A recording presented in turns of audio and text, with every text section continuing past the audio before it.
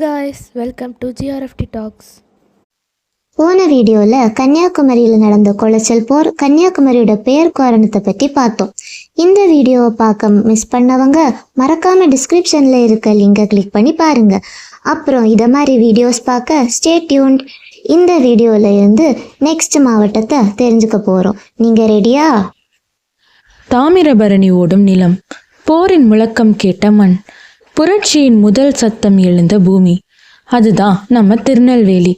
ஒரு மாவட்டம் மட்டும் அல்ல, இது பாண்டியர்களின் பெருமை, இது வீரபாண்டிய கட்டபொம்மனின் எதிர்ப்பு, இது சுதந்திரத்தின் முதல் தீப்பொறி, இது ஆன்மீகமும் வரலாறும் சந்திக்கும் இடம். நெல்லுக்கு வேலி அமைத்த மண்ணிலிருந்து நாட்டுக்கு வேலி அமைத்த வீரர்கள் வரை இங்க ஒவ்வொரு கல்லும் ஒரு கதையை சொல்லும். புரட்சியும் பக்தியும் பெருமையும் கலந்த ஒரு அத்தியாயம் இப்பொழுது தொடங்குகிறது.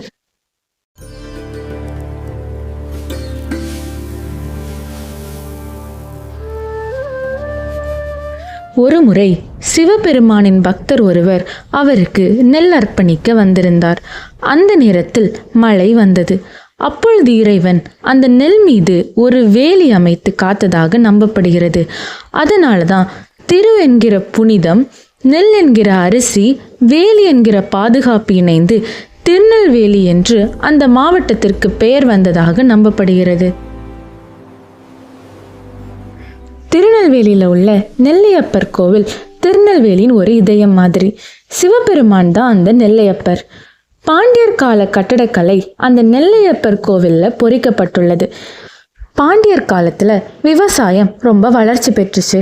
தாமிரபரணி ஆறு காரணமாக நிலம் செழிப்பாக காணப்பட்டுச்சு. வர்த்தகம் கூட வளர்ச்சி பெற்றுச்சு.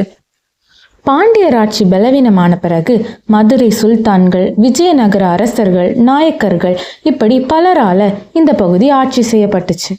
பிரிட்டிஷ் காலத்துல திருநெல்வேலி ஒரு முக்கியமான அட்மினிஸ்ட்ரேட்டிவ் டிஸ்ட்ரிக்ட் ஆனது. மிஷனரி ஆக்டிவிட்டீஸ் அதிகமாக காணப்பட்டுச்சு. மிஷனரி ஸ்கூல்ஸ் கட்டப்பட்டது. அப்புறம் கல்வி மற்றும் சமூக மாற்றங்கள் இதில் ஒரு முக்கியமான ஒரு பகுதின்ட்டு நம்ம சொல்லலாம். இந்த பகுதியில் ஃப்ரீடம் மூமெண்ட் கூட ரொம்ப ஸ்ட்ராங்காக இருந்துச்சு.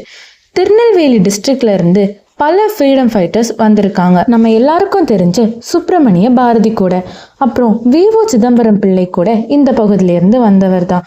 இவர் பிரிட்டிஷ் ஷிப்பிங்க்கு எதிராக ஷிப் கம்பெனி ஆரம்பிச்சு அவரோட ஒரு போராட்டத்தை இந்த மாவட்டத்தோட ஒரு ப்ரைடா மாற்றி அமைச்சாரு. தாமிரபரணி வாழ்வு கொடுக்கும் நதி, சவுத் தமிழ்நாடோட ஒரு முக்கிய ஆறுன்னு சொல்லலாம். அக்ரிகல்ச்சரோட ஒரு backbone. Ancient civilisation settlements இந்த ஆறு இல்லாமல் திருநெல்வேலியில் நம்ம இமேஜின் பண்ணியிருந்திருக்கவே முடியாது. திருநெல்வேலி பற்றிய இந்த வீடியோ உங்களுக்கு ரொம்ப இன்ட்ரெஸ்டிங்காக இருக்கும்னு நினைக்கிறேன். மறக்காம லைக் பண்ணுங்க, ஷேர் பண்ணுங்க, சப்ஸ்கிரைப் பண்ணுங்க, இந்த பெல் பட்டனையும் தட்டிட்டு போங்க.